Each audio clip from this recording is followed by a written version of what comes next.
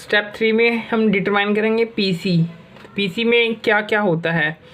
PC होता है क्या? सबसे पहले जो भी कंसिडरेशन जो पे करी जाती है ओनर्स को, मतलब कि इक्विटी शेयर होल्डर्स को, with respect to non existing relationship.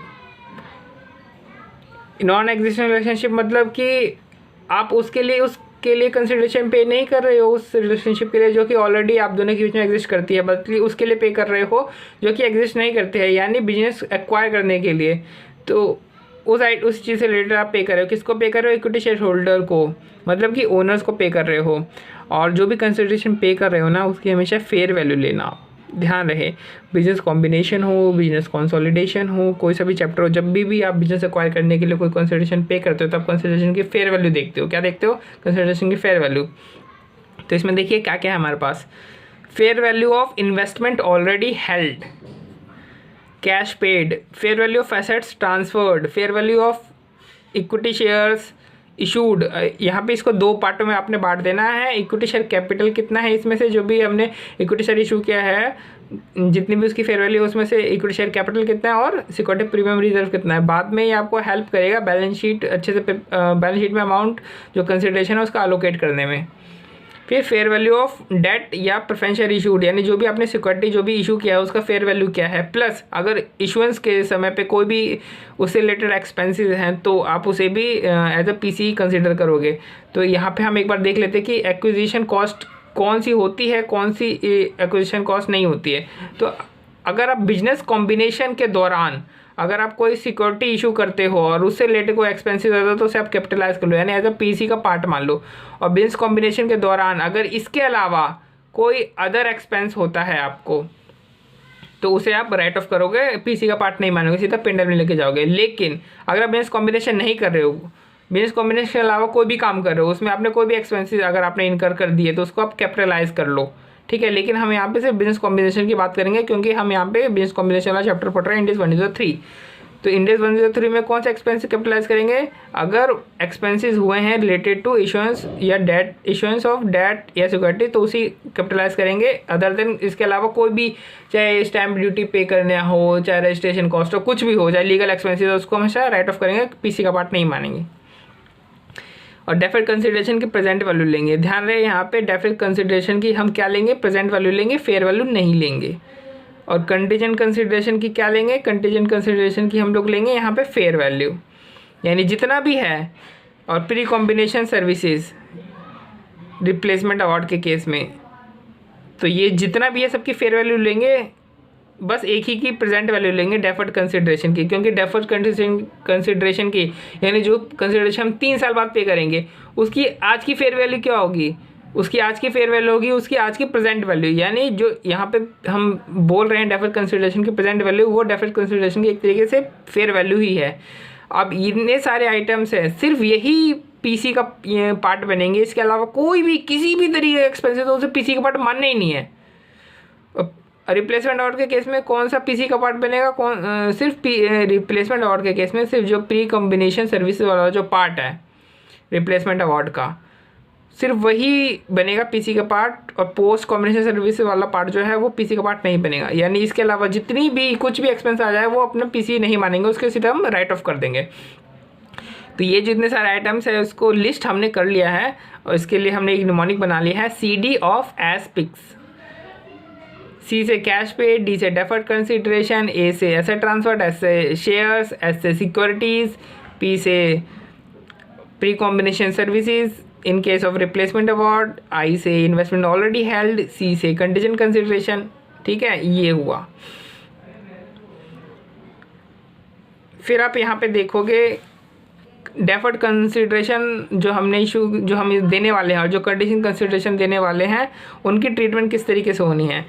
तो जो डेफर्ड कंसिडरेशन है तो पहले हम उसको बैलेंस शीट में कहाँ पे दिखाएंगे? जो डेफर्ड कंसिडरेशन जो हम आगे सामने वाले को पे करेंगे 3 साल बाद, उसको हम कहाँ पे दिखाएंगे? बैलेंस शीट में दिखाएंगे अपनी लॉन्ग टर्म प्रोविजन में, क्योंकि 1 साल के बाद ही हम उसको पे करेंगे ना, इसलिए हम लॉन्ग टर्म प्रोविजन में दिखाएंगे। उसके लिए ऑलरेडी हम प्रोविजन भी सब बना के रखेंगे। तो इनिशियल रिकॉग्निशन किस पे होगी? जाहिर सी बात है पीवी पे ही होगी डेफर्ड कंसिडरेशन की, ऐसा पीसी का पार्ट मानेंगे।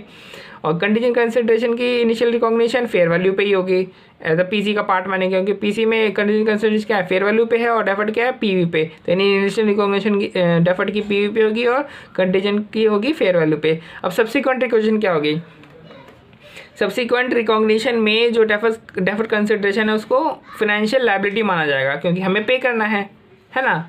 और सबसे कंटीजेंट कंसिडरेशन को क्या माना जाएगा सब्सिक्वेंट रिकॉग्निशन के टाइम पे, तो दो बातें हैं। अगर तो आप कंटीजेंट कंसिडरेशन में शेयर इशू कर रहे हो, और जो शेयर है या शेयर जो है वो वेरिएबल नंबर्स में है, मतलब आप कह रहे हो कि मैं आपको इतनी वैल्यू के इतनी वैल्यू के शेयर्स इशू करके देंगे, मतलब आप जुआ तो खेल नहीं रहे हो, शेयर की वैल्यू कुछ भी हो सकती है, लेकिन आप अपने आप को बचाने के लिए कहते हो इतनी वैल्यू चाहिए मेरे को, उसमें जितनी भी उसमें शेयर की वैल्यू होगी आप उसमें उतने शेयर को इशू कर देते हैं। तो मतलब एक तरीके से फाइनेंशियल लायबिलिटी है। यानी जो कंटीजेंट कंसिडरेशन में अगर आप जो वेरिएबल नंबर ऑफ शेयर ले रहे हो तो उसे हम सब्सिक्वेंट रिकॉग्निशन पे फाइनेंशियल लायबिलिटी मानेंगे। लेकिन अगर आप सब्सिक्वेंट रिकॉग्निशन पे कंटीजेंट लायबिलिटी में फिक्स नंबर ऑफ शेयर्स ले रहे हो तो उसे हम क्या मानेंगे, इक्विटी इंस्ट्रूमेंट, क्योंकि हमें जुआ इन्वॉल्व है। कि मैं कह रहा हूँ कि मैं 50,000 शेयर आपको 2 साल बाद दे दूंगा, 50,000 शेयर वैल्यू कुछ भी हो सकती है, यानी आपके लिए जुआ है, आप जुआ खेल रहे हो ना, तो आपको ये एक तरीके से इक्विटी इंस्ट्रूमेंट ही ट्रीट किया जाएगा। और अगर ये इक्विटी इंस्ट्रूमेंट ट्रीट किया जाता है फाइनेंशियल लायबिलिटी के केस में, यानी अगर इक्विटी इंस्ट्रूमेंट है in the form of financial liability, equity instrument ही तो हम इशू कर रहे हैं, तो ये इक्विटी इंस्ट्रूमेंट है, बट किसके फॉर्म में, कंटीजेंट लायबिलिटी के केस में। यानी एक तरीके से फाइनेंशियल लायबिलिटी के केस में अगर आप इक्विटी फाइनेंशियल लायबिलिटी के केस में अगर इक्विटी इंस्ट्रूमेंट है या इक्विटी कंपोनेंट है तो उसकी सब्सिक्वेंट मेजरमेंट नहीं होती है सब्सिक्वेंट ईयर पे।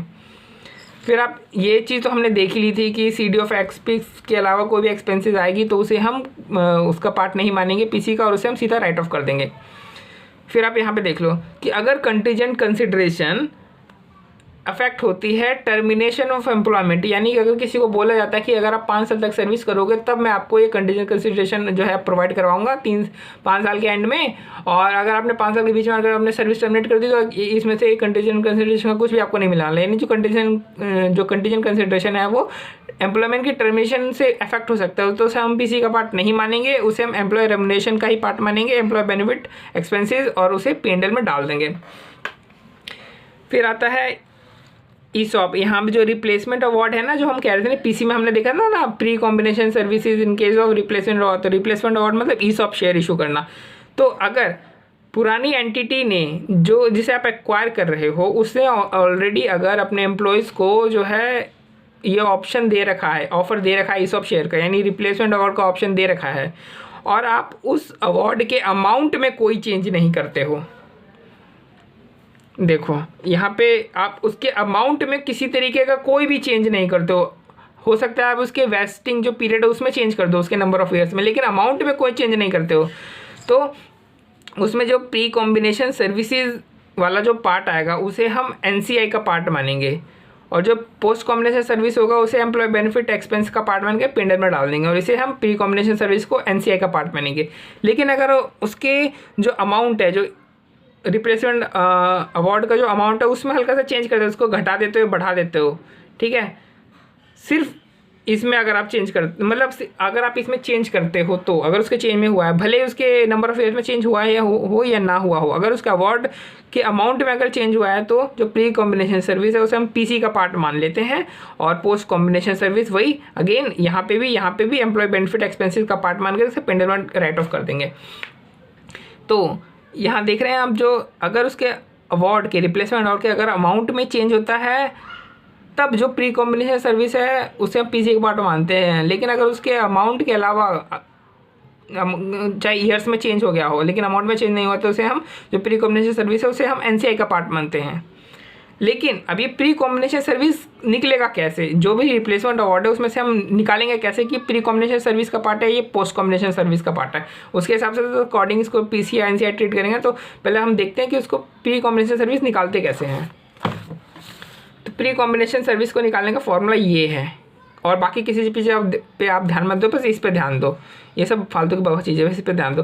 Fair value of original award on acquisition date, जब आपने एक्वायर कर रहे थे उस समय जो रिप्लेसमेंट अवार्ड है उसकी फेयर वैल्यू क्या थी, जो पुरानी जो कंपनी है उसने कितने का ऑफर दे रखा था वो गुणा कितना जो वेस्टिंग पीरियड है वो लैप्स हो चुका है, यानी कितना जो वेस्टिंग पीरियड है वो एम्प्लॉय सर्व कर चुके हैं, और टोटल वेस्टिंग पीरियड जो है वो कितना है। टोटल वेस्टिंग पीरियड में हम हायर लेंगे कि या तो पुराने एंटिटी का जो टोटल वेस्टिंग पीरियड था, या जो हमारा जो एक्वायरर है उसका जो वेस्टिंग पीरियड है, इन दोनों से हायर वेस्टिंग पीरियड कौन सा है उसको हम नीचे डिनोमिनेटर में डाल देंगे। फिर जो वैल्यू आएगी ये आएगी प्री कॉम्बिनेशन सर्विस। अब जो टोटल रिप्लेसमेंट अवार्ड है उसमें से अगर हम प्री कॉम्बिनेशन सर्विस को लेस कर देंगे तो क्या आएगा हमारे पास, पोस्ट कॉम्बिनेशन सर्विस आ जाएगा। अब आप एक बात यहाँ पे भी, अब हम बात करेंगे जैसे हमने यहाँ पे बात करी थी PC with respect to non existing relationship. लेकिन अगर क्या हो, अगर पीसी में कोई एग्जिस्टिंग रिलेशनशिप से एग्जिस्टिंग रिलेशनशिप के कारण कोई अगर अमाउंट पे किया गया हो, जैसे एग्जिस्टिंग रिलेशनशिप कैसे, जैसे उन दोनों के बीच में कोई प्लेंटिफ या डिफेंडेंट वाला रिलेशनशिप है, मतलब किसी एक ने किसी दूसरे को केस कर रखा हो किसी पुरानी सर्विस या प्रोडक्ट के लिए, या फिर लाइसेंसी का केस हो, यानी ये ऑलरेडी इनके बीच में कुछ रिलेशनशिप है, एग्जिस्ट करती है, और उसके लिए आप पेमेंट कर रहे हो पीसी में ही, उसके लिए आप पेमेंट की व्यवस्था कर देते हो कि जो मैं आपको जो बिजनेस जो एक्वायर कर रहा हूँ उसके पीसी जो आपको पीसी दे रहा हूँ उसमें इतना पार्ट हमारा सेटलमेंट का है। तो अगर आप इस तरीके से कर रहे हो तो जो भी अमाउंट आप पे कर रहे हो उसे पीसी का पार्ट नहीं माना जाएगा। एक्सटेंशन रिलेशनशिप के विद रिस्पेक्ट में अगर आप कोई भी अमाउंट पे कर रहे हो तो एक्सटेंशन रिलेशनशिप का पार्ट नहीं माना जाएगा और उसे P&L में रिकॉर्ड कर लिया जाएगा सीधा सेटलमेंट लॉस की तरह। अब देखो इधर दो केस आते हैं हमारे पास कि अगर नॉन कॉन्ट्रैक्चुअल रिलेशनशिप है, मतलब कोई कॉन्ट्रैक्ट नहीं हुआ है, जो प्री एक्जिस्टिंग रिलेशनशिप है उसमें किसी तरह का कोई कॉन्ट्रैक्ट नहीं है जिसके लिए अमाउंट पे किया जा रहा है, बल्कि जैसे केस वेस कर देते हैं, तब यहाँ पे क्या है, कॉन्ट्रैक्ट के कारण आप पे कर रहे हो। यहाँ पे जो कॉन्ट्रैक्ट के अलावा जो भी कारण होंगे उनके लिए आप पे कर रहे हो, तो कॉन्ट्रैक्ट के अलावा जो भी कारण उनके लिए आप पे कर रहे हो। तो अगर ऐसी सिचुएशन है कि प्लेंटिफ जैसे एग्जांपल है डिफेंडेंट का केस है, तो उसमें जो भी क्लेम का अमाउंट है, fair value of expected settlement जो भी है उसे ही हम मान लेंगे कि आपने वो हमारा सेटलमेंट लॉस है। लेकिन अगर आप कॉन्ट्रैक्चुअल रिलेशनशिप के कारण अगर आप पेमेंट करते हो जैसे लाइसेंस और लाइसेंसी है, तो उस केस में देखो हमारे पास दो ऑप्शन होते हैं। अगर आपने मान लो किसी को लाइसेंस दिया हुआ है, लाइसेंस का कॉन्ट्रैक्ट है, अब आप क्या कर रहे हो उसके लाइसेंस को मतलब आप उसको बिजनेस को एक्वायर कर रहे हो, तो आप क्या हम कितना मानेंगे कि आप उस लाइसेंस के लिए उसको कितना पेमेंट कर रहे हो। तो दो तरीके होते हैं, या तो जो एक्वायरर है वो किसी नॉर्मल बायर की तरह आप लाइसेंस को बाय कर लो उससे, एक्वायरी से। अगर आप लाइसेंस को बाय करोगी तो उसके कैरिंग अमाउंट उसके बुक्स में जितना भी उस लाइसेंस का कैरिंग अमाउंट आ रहा होगा, अगर उससे आपने एक्स्ट्रा कुछ भी 1 रुपये भी पे किया तो वो तो आपका लॉस हो गया ना, क्योंकि अपने सेट तो उतने का खरीदा जितने की उसकी कैरिंग वैल्यू है, उससे ज़्यादा एक्स्ट्रा जो भी आपने पेमेंट किया वो तो आपके लिए लॉस हो गया। तो लॉस इस केस में क्या होगा, extra payment made compared to assets carrying amount. या फिर ऐसा है कि लाइसेंस तो उसको आपने ही दिया ना, तो उसका आप लाइसेंस ही कैंसिल कर दो। तो जब आप कॉन्ट्रैक्ट बीच में कैंसिल करोगे तो आपको कुछ सेटलमेंट अमाउंट या पेनल्टी अमाउंट पे करना पड़ेगा। तो उस केस में लॉस की तो हुआ पेनल्टी अमाउंट, क्योंकि इस केस में एसेट तो आ गई आपके पास, तो एसेट के अलावा जो आपने पेमेंट किया एसेट की वैल्यू के अलावा वो आपका लॉस हो गया। इस केस में एसेट तो आई नहीं, यानी पूरा का पूरा पेनल्टी अमाउंट ही आपका लॉस हो गया। यानी ये जो आपके पास दो लॉस हो गए, इन दोनों में से जो भी लोअर अमाउंट होगा उसे हम सेटलमेंट अमाउंट मान करके चलेंगे। तो ये एक्जिस्टिंग रिलेशनशिप का केस है ये। फिर आता है हमारे पास PC in case of step up acquisition. तो ये बिजनेस कंसोलिडेशन वाले चैप्टर में आ जाते हैं। इसमें स्टेप अप एक्विजिशन का बड़ा अच्छे से दे रखा है कि सबसे पहले हम क्या करते हैं। स्टेप अप एक्विजिशन में क्या होता है कि आपकी ऑलरेडी कुछ इन्वेस्टमेंट्स होती है एक्वायरी के बिजनेस में। तो जब आप बिजनेस को एक्वायर करोगे तो जो फेयर वैल्यू है वो जब आप फेयर वैल्यू को जब आप एक्वायर करते हो, एक तो दोबारा बताता हूँ कि स्टेप अप एक्विजिशन के केस में जो एक्वायरी है उसके बिजनेस में ऑलरेडी आपने कुछ इन्वेस्टमेंट लगा रखी है।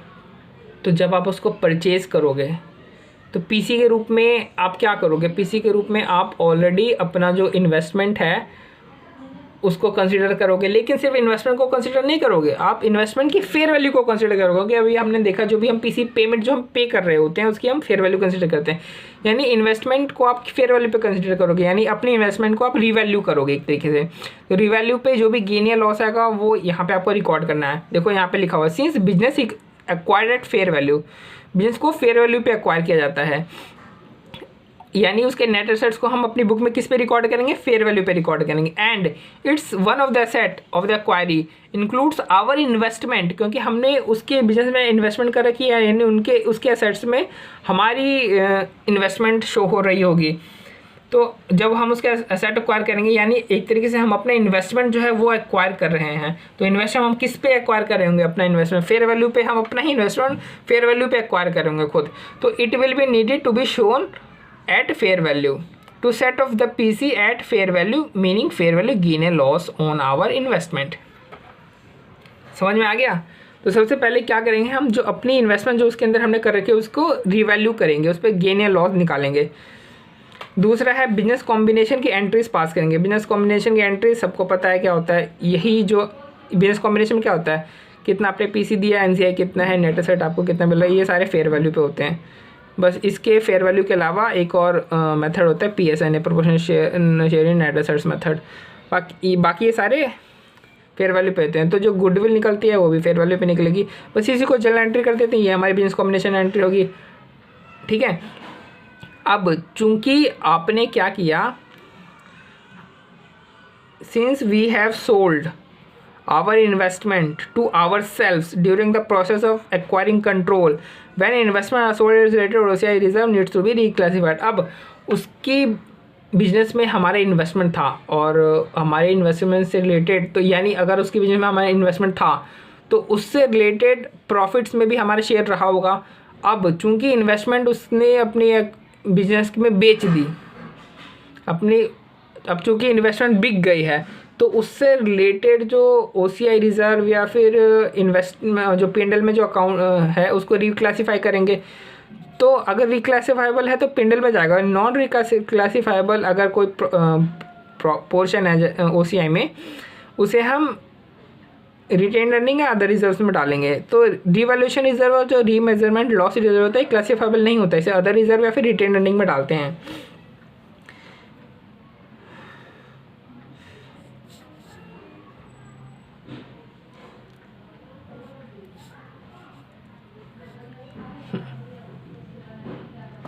तो यहाँ पे हमने क्या किया, अपनी इन्वेस्टमेंट को अपने को ही बेच दिया, अपनी इन्वेस्टमेंट को खुद को खरीदा है ना। और जब इन्वेस्टमेंट बिक जाती है तो हम क्या करते हैं, हम जो उससे रिलेटेड जो भी P&L या OCI में जो भी अमाउंट रिलेटेड होती है, उससे जो भी प्रॉफिट या लॉस होता है उसको हम रिक्लासीफाई कर देते हैं। तो यहाँ पे इन्वेस्टमेंट हमारी बिक गई है, यहाँ पे हमारी इन्वेस्टमेंट बिकी फेयर वैल्यू पे, तो यहाँ पे हम जो उससे रिलेटेड जो OCI रिजर्व्स है या P&L है उसको, उस अमाउंट को क्लासीफाई कर देंगे।